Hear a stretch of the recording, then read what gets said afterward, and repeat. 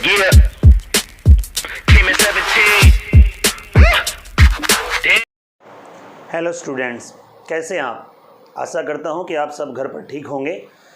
तो आज फिर से आपका स्वागत है एक नई वीडियो में, जिसमें हम बात करेंगे क्लास 12th की first poem my mother eight 66 के बारे में। उसके जो एमसीक्यू क्वेश्चन है या फिर एक्सट्रैक्ट क्वेश्चन है, यानी जो पैसेज लेकर फिर उनकी क्वेश्चन सोल्व करना, वो आज की इस वीडियो में हम करेंगे। लेकिन शुरू करने से पहले एक छोटी सी रिक्वेस्ट, चैनल को सब्सक्राइब करने की और वीडियो को लाइक करने की, ताकि मुझे मेरा हौसला बढ़ता रहे और आगे और भी ऐसी अच्छी अच्छी वीडियो मैं बनाता रहूं। ओके, तो बगैर देरी किए let's start. Stand alone MCQ। Question number 1, what is the theme of the poem my mother eight 66। My mother eight 66 poem का थीम क्या है। पोइट्स फियर्स, पोइट का भय, poets love for her mother, poets का अपनी माँ के प्रति प्यार, थीम ऑफ ओल्ड एज का थीम है, या फिर ऑल द अबव, सारी चीज़ें हैं। एक तो पोइट का भय भी कि माँ को खोना दे, और माँ के प्रति प्यार भी, और बुढ़ापे की अवस्था भी, सारी ही चीज़ें इसका थीम थी।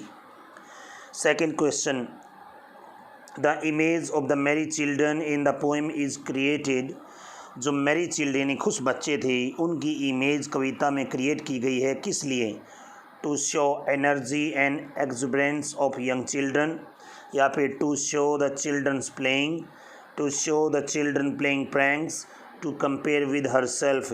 आंसर इज ए, जो एनर्जी थी बच्चों की, यंग चिल्ड्रन की, वो दिखाने के लिए। Question number 3, the narrator displays fake smile. Narrator ने झूठी मुस्कान दिखाई, किस लिए। To cover up her pain, अपना पेन कवर करने के लिए, छिपाने के लिए। मेक हर सेल्फ हैप्पी, अपने आप को खुश करने के लिए। To make her mother happy, अपनी माँ को खुश करने के लिए। To make her father happy, अपने पिता को खुश करने के लिए।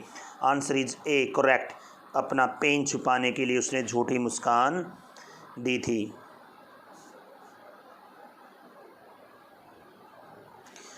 When the narrator while bidding goodbye looked at her mother again। जबकि नरेटर ने अपनी माँ को गुड बाय कहा तो उसने अपनी माँ को दोबारा देखा। She felt pain of, उसको दर्द महसूस हुआ, किसका। गिल्ट का, हर familiar एच, headache या हर्च या headache, कौन सा था। बी, अपना old familiar H. Fifth question है, blank is the poetic device used in trees sprinting. Trees sprinting में कौन सा पोइटिक डिवाइस यूज किया गया है, कौन सा है। डी, पर्सनिफिकेशन, क्योंकि ट्री ऐसे बनाए गए हैं जैसे कि वो कोई आदमी हो, मनुष्य हो।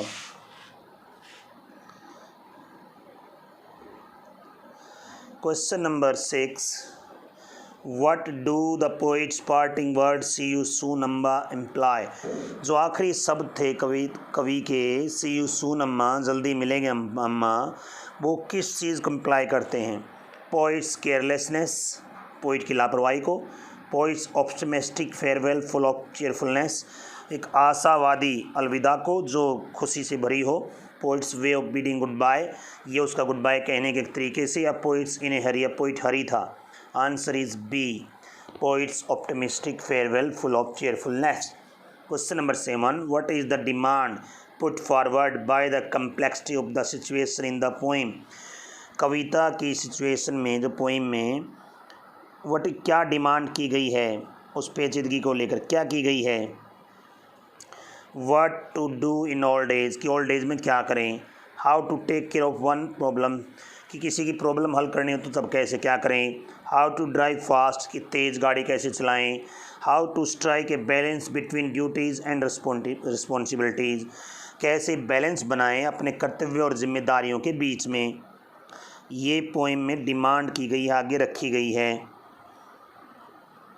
एक तरफ तो कैरियर की डिमांड होती है, दूसरी पेरेंट्स के प्रति जिम्मेदारी होती है, तो उसमें बैलेंस कैसे बनाए रख सकें, ये चीज़ें हैं। Question number 8, what does the narrative single sentence style of the poem highlight. जो नैरेटिव है पोइम का, सिंगल सेंटेंस स्टाइल, ये क्या हाईलाइट करता है। पोइट्स फीलिंग, पोइट्स की फीलिंग्स का, पोइट्स इनसिक्योरिटीज़, पोइट्स की असुरक्षा की भावना का, पोइट्स थॉट्स, उसके विचारों का, पोइट्स इंटरवीनिंग थॉट्स, या पोइट्स के मन के जो विचार आपस में इधर उधर उलझ रहे थे उनका। तो यही आंसर इज़ डी। नेक्स्ट है एक्सटेक्स्ट बेस्ड क्वेश्चन, यानी आप पैसेज पढ़ेंगे और फिर आंसर देंगे। Read the given extract and answer the question that follow. Driving from my parents home to Cochin last Friday morning I saw my mother beside मी। जब पिछले शुक्रवार की सुबह को मैं अपने पेरेंट्स के घर से कोचिन जा रही थी तो मैंने अपनी माँ को अपने पास बैठे हुए देखा। डॉज ओपन माउथ, जो ऊँग रही थी, मुंह खुला था।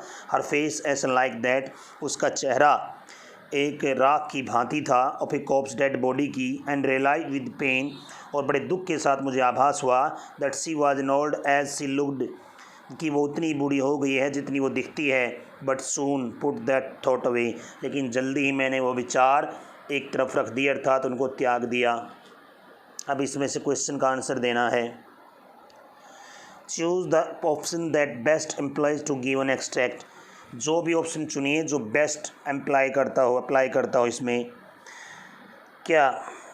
ए conversation, an argument, a piece of advice, a strategy, a recollection, a suggestion. छः चीज़ें दी हैं, तो कौन कौन सी करेक्ट है इस पैसेज का पोइम को लेकर? ऑप्शन सी करेक्ट है। सी का मतलब ओनली 5, केवल रिकलेक्शन है, वो माँ याद कर रही है माँ की सिचुएशन के बारे में ही, बाकी ना कोई सलाह है, ना कोई आर्गूमेंट है, ना कोई स्ट्रेटजी है। क्या है? बस रिकलेक्शन। सेकंड क्वेश्चन है, choose the book title that perfectly describe the condition of the poets mother. Books के लिए सही से टाइटल चुनिए जो परफेक्टली डिस्क्राइब करे पोइट्स की माँ की कंडीशन को। टाइटल 1 है you are only old once by doctor शेयर्स, the gift of the years by Joan Chittister, somewhere towards the end by Diana Athill, the book you wish your parents had read by Philippa Perry. तो कौन सा option सही है? C, somewhere towards the end, किसी कहीं न कहीं अंत की ओर। यही इसका टाइटल भी सही होता अगर कोई और होता तो।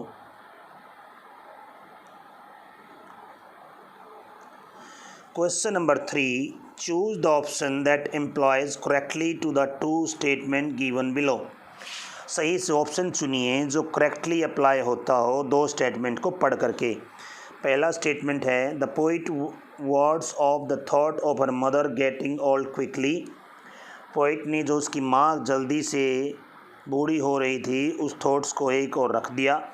The poet didn't want to confront the inevitability to of fate that was to drawn upon her mother. Poet उस विचार का सामना ही नहीं करनी चाहती थी, उस भविष्य का, भाग्य का, कि जो उसकी माँ का होने वाला था, जो नज़दीक था। तो क्या ऑप्शन है? Assertion can be inferred but reason can not be inferred. Option C ठीक है, both assertion and reason can be inferred, यानी दोनों ही यहाँ पर रीज़न भी और असर्शन भी कहे जा सकते हैं कि सूटेबल हैं इन दोनों स्टेटमेंट में।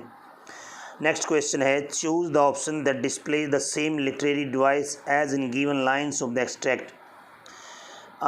ऑप्शन में चूज़ कीजिए कि वो सेम फिगर ऑफ स्पीच हो जो कि इस लाइन में है। Her face ashen like that of a corpse, इसमें कौन सा फिगर ऑफ स्पीच है? सिमिल है। तो अगली इन लाइनों में चूज करिए कौन से में है। जस्ट एज आई, एज आ गया, just as I had thought his this thought she appeared. यहाँ पर एज वैसे तुलना नहीं कर रखी है कि जैसे ही मैंने सोचा वो आ गया। My thoughts were as heavy as, हाँ ये ठीक है, मेरे विचार इतने ही हैवी थे और लीड थे दैट इवनिंग वैन, उस शाम को जब I think like everyone else, मैं भी दूसरों की तरह ही सोचता हूँ। I like to think aloud when, मैं भी आई लाइक मैं पसंद करता हूँ सोचना बहुत ज़्यादा।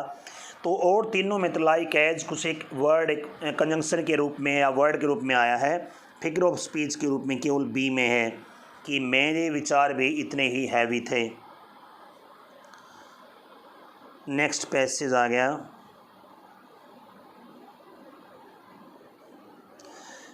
And looked out at young trees sprinting, और युवा वृक्षों की ओर देखा जो बाहर भाग रहे थे। The merry children spilling out of their homes, कुछ बच्चे अपने घरों से बाहर निकल रहे थे।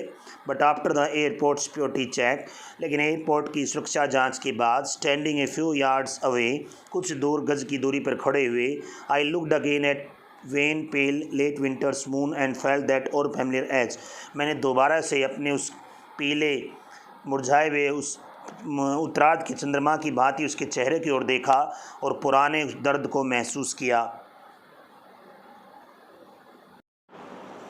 Question number 1, what is the most likely reason the poet capitalise young trees, सबसे उचित रीज़न बताइए जिसमें कि यंग ट्रीज को कैपिटलाइज किया गया है पोइट ने पोएम में।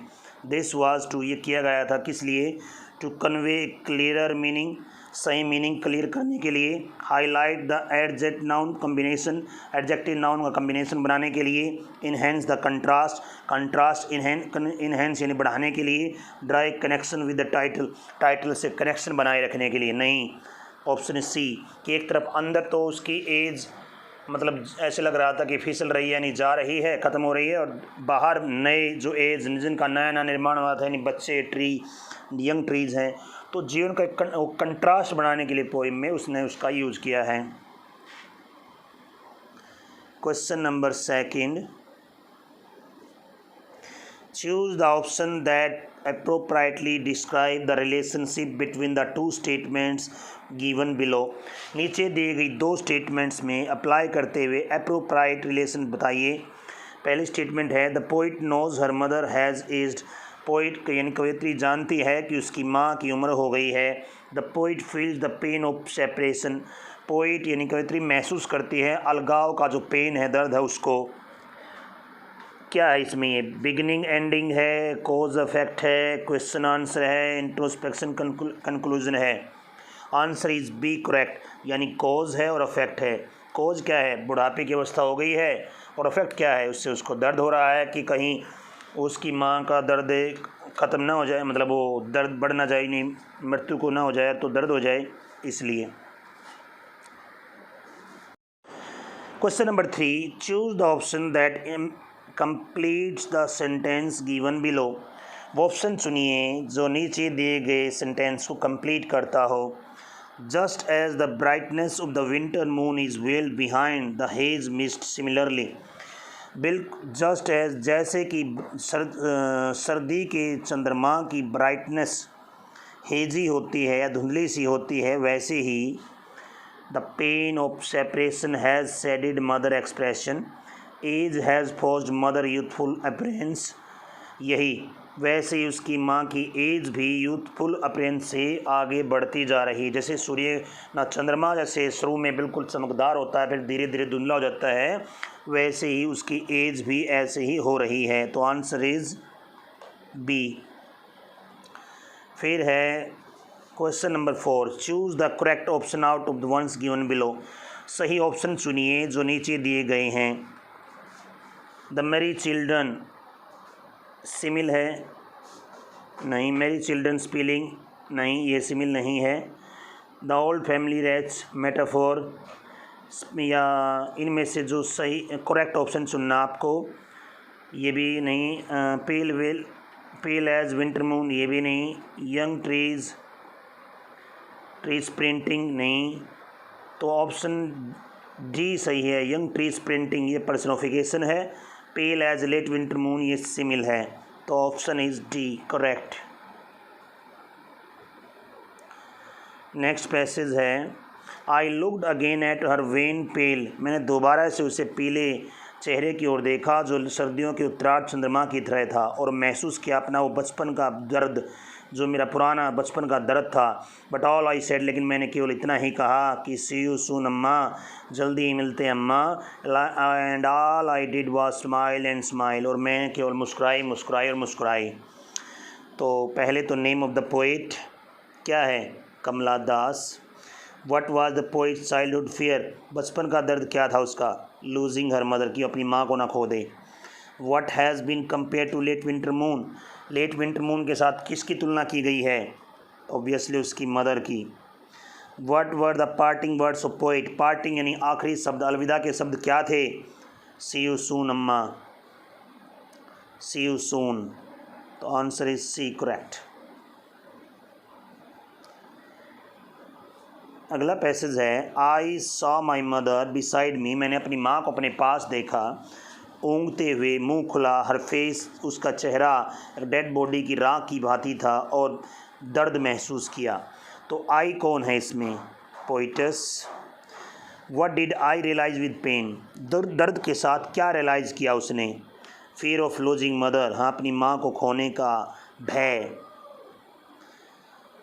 Question number 3, why was realisation painful. आभास दुखदाई क्यों था? Not happy with her job, नहीं जॉब से खुश नहीं थी। हार्ड फैक्ट टू एक्सेप्ट करना, स्वीकार करना मुश्किल था कि माँ बूढ़ी हो गई है, यही आंसर है। विच लाइन्स इनकॉपरेट्स ए सिमिल। कौन सी लाइन सिमिल को इनकॉपरेट्स करती है? बिसाइड मी भी नहीं, आसाई मदर भी नहीं, ओपन माउथ भी नहीं, डी है as like that of a corpse, like आया है। नेक्स्ट पैसेज है, बट सून, लेकिन जल्दी ही, पुट थॉट अवे, मैंने विचार दूर त्याग दिए, looked out at young tree sprinting, उन युवा वृक्षों की ओर देखा जो दौड़ रहे थे। Merry children spilling out of their homes, खुश बच्चे घरों से बाहर भाग रहे थे। Question number 1, what thought did the poet put away. किस विचार को एक तरफ रख दिया कवयित्री ने? The implementing death of mother, ominous plane crash, the gun wound injury, या कोई भी नहीं। आंसर इज ए, जो उसके नज़दीक आ रही माँ की डेथ थी उसको।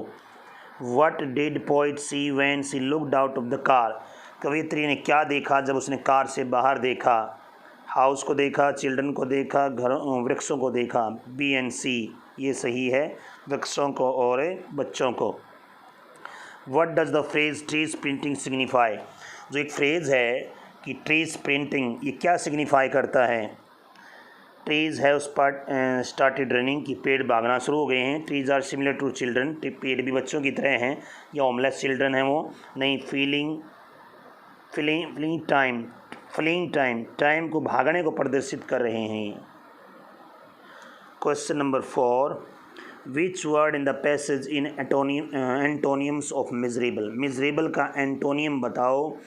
मिजरेबल हुआ दुखदाई और मैरी माने खुश, हैप्पी। तो दैट्स इट। तो कैसी लगी वीडियो? आशा करता हूँ कि आपसे इसको काफ़ी मदद मिलेगी। आपका एक स्टेप और अप होगा टर्म 1 की एग्ज़ाम की प्रिपरेशन के लिए। आगे भी मैं ऐसी और अच्छी वीडियो लाता रहूँगा। और आप इस क्वेश्चन में से फिर भी अगर किसी क्वेश्चन का डाउट रहता है, या इस लेसन की या पोएम में किसी और क्वेश्चन का डाउट रहता है, तो आप कमेंट करके पूछ सकते हैं। और अगर आपको ये वीडियो अच्छी लगी तो दोबारा से लाइक और सब्सक्राइब करो। फिर से मिलते हैं फिर किसी और वीडियो में। तब तक के लिए bye, take care, have a nice day.